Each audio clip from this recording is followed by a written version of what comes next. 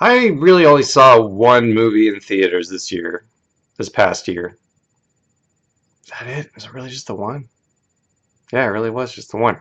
It was Jurassic World Rebirth. Went with a couple people from the zoo, coworkers. One, one at the time becoming an ex-coworker, but that's not important. We saw it on a cheap day at the movie theater, which is the best way to see this movie, and I thought it wasn't great. I really liked the original Jurassic World. I thought it succeeded in revitalizing a franchise while doing something new in a way that Star Wars kind of fumbled with a little bit. I was less big on some of the sequels to Jurassic World, but saw them all. They were enjoyable Jurassic Park movies. Jurassic World Rebirth was like the stupidest Jurassic Park movie ever. I know a lot of people compare it to Jurassic Park 3, and I have some fondness for Jurassic Park 3 because A, it's shorter, B, it involves different dinosaurs, and C, it was kind of like the stuff from the first book they didn't take and make a movie out of. There's stuff like that in this movie, but oh boy, I didn't hate any of the characters in Jurassic Park 3 nearly as much as I hated the characters in this one. The setting is bad, the plot is bad, the character. All right, let's just go down it. So the setting is absurd, right? Like it's supposed to be a sequel to the Jurassic World series, right? And that's not to say that you need to blindly follow the storyline of the movies that came before you, but they retconned a lot of what was happening in that series in a way that doesn't make sense. It's not believable, right? So like the whole point of the Jurassic World series is that you go from the Jurassic of the dinosaurs being on the island to the dinosaurs being everywhere as sort of an advancement of the technological uh, ethics questions of the first book, right? Like now everyone's got this technology. What are they going to do with it? Let's also make an action movie out of it. You know, it's a Jurassic Park movie. Anyway, they're in the world, and then they're like, nah, psych, they can't actually survive there. We're bringing them back to the tropics. So that's bad enough, but also, like, nobody cares about dinosaurs anymore? Like, you're saying people aren't bringing their kids to the museum to see, like, the dinosaur fossils anymore? That's absurd. Like, I work for zoos, right? There's animals out there. You can go take a whale watching tour. You can go on any kind of ecotourism thing. You can go see an animal in nature or on video in documentaries, and people still show up to the zoo to see the animals in the real world. If you're not telling me if there wasn't a dinosaur like in real life, you still wouldn't have your kids be going to the museum to see the dinosaur fossils and exhibits. Like it, you wouldn't be tearing out the dinosaur exhibit with all these impressive fossils for no reason. Like that doesn't make any sense in my head. Like especially if the dinosaurs are dying out in the local areas, you would still have museums to go check them out. It's not like people would suddenly be like, "Whoa, dinosaurs, the coolest animal thing that's ever existed. We just don't care about the new kids. They're into their Minecraft and not their I don't know. It's stupid. That whole setting is makes no sense. So let's put that aside.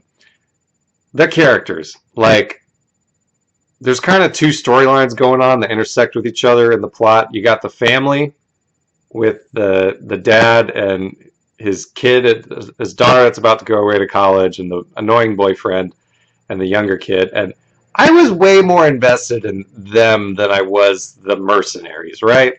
Like there'd be times where it would go they would go off and have their own movie that tended to be some of the better scenes. Like the original Spinosaurus attack, flipping the boat was cool. The T-Rex river sequence, which I know was lifted from the first movie, like maybe the best sequence in the movie, even though that raft was somehow indestructible and a little silly. Like that was good. I cared about those characters. I cared about the dad and the idiot boyfriend like eventually bonding. Like I was actually, you know, I actually cared if those characters lived or died. The mercenaries, not so much. Like, there was some bad acting moments where you were like, did you not want to reshoot this scene? It just feels like you guys are supposed to be connecting about trauma in your past, and it's like, it's not going well. The romantic tensions between two of the lead characters like didn't feel great. Like there was a lot of that just wasn't working. There's some mercenaries that you know are obviously there to die. Like so much of the dinosaur kills in this movie are like, okay, well, these less important mercenaries are gonna be the yep, there he goes, and yep, no, that's her, and I'm not sure why you didn't show her get killed, but okay. And well, you're the only one left, so obviously you're going to be eaten by the pterosaur. Well, you're eaten by the pterosaur in a way that didn't look particularly convincing, considering that Quetzalcoatlus seemed like half that size before it swallowed you whole. Okay, well here's the bad guy. He's obviously going to be killed by the T-Rex, but yeah, he got killed by the mutant T-Rex. So very predictable, just with a lot of annoying characters. There were also like a lot of mandatory nostalgia moments. Like you have this section where like, and this was a thing in Jurassic Park 3 too. It was like you got to have your wonder section with the brachiosaurs equivalents. Like those were cool, but obviously like really obviously fake CGI looking brachiosaur moment. You had the thing with there's got to be a T-Rex sequence. There's got to be a raptors in the kitchen sequence, even though it's mutant raptors in a gas station. Like there was a lot of really, really obvious retreads of previous moments that were annoying when they happened in Star Wars, and they're annoying when they happened in here.